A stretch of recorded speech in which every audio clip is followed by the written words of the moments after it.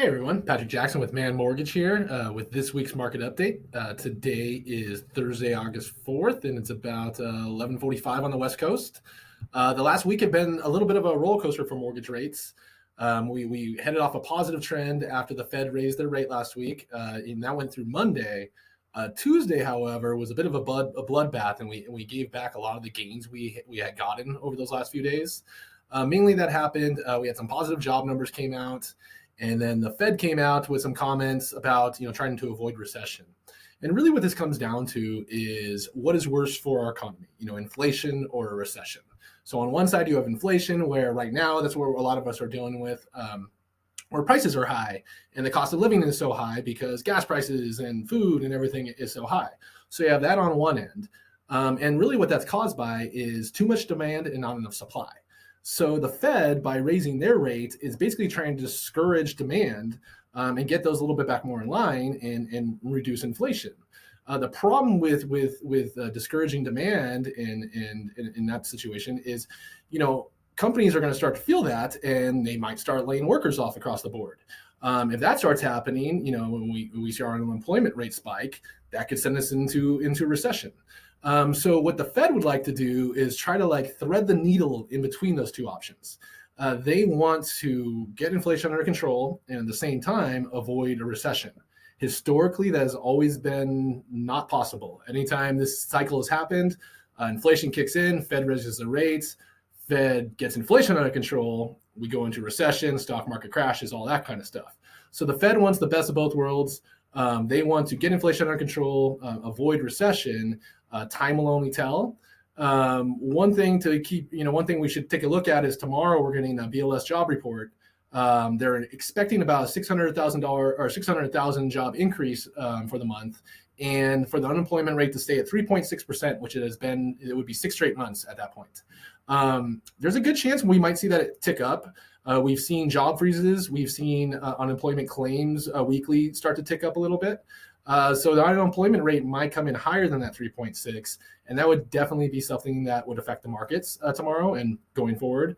And also would be another indication that maybe we are in that recession at that point. If unemployment starts to rise after bottoming out, besides all the other indicators that have shown we're in recession, that one would be another one. So one thing I wanted to share with you guys this week, let me bring up my screen, is this data from Adam via MBS Highway. And one thing you might have heard in the housing media this week is that foreclosures have spiked, huge spikes compared this first 6 months of 2022 compared to the first 6 months of 2021. So the sky is falling. So once again, like normal, take a closer look at the numbers, and we see that, okay, so correct, in 2022, we're about 165,000 foreclosures in the first 6 months of the year, and that is a dramatic increase from 2021 at about 65,000. So that's about 60% increase. But one thing to keep in mind when we're looking at those numbers is in 2021, there was a lot of foreclosure moratoriums in place. And in 2020 as well. So we're going, the numbers we're starting with to see these dramatic increases is really low, historically low, because of those foreclosure moratoriums. If we go back to 2019, the last time, normal times, pre-pandemic, we see that there's been a decrease of about 45% this year compared to that year, last time we had normal numbers to look at. If we go back to 2010, during the housing crash, that's about 90% less. So again, it's one of those examples of, when you see an article, when you hear talking heads talk about certain data, part of their job is to get you to pay attention, get you to click on links, get you to read the article. So a lot of times they're going to highlight numbers or data that makes it sound either better or worse than it actually is to get people intrigued, clickbait. So in this situation, when you're 150% increase, yes, it's been a 150% increase but that is coming off of a weird year where there was foreclosure moratoriums, people couldn't be foreclosed upon. So that number is going to be incredibly low, artificially low. So again, like I said, just one of those situations you really should take a look at the data, the underlying data, to get an idea of what's actually going on and not just read the headline.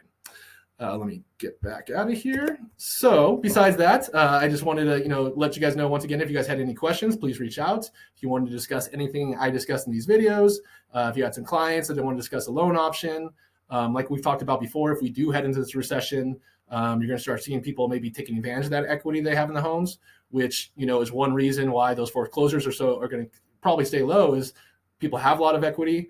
Another reason foreclosures should stay low is because the borrowers are better compared to back then.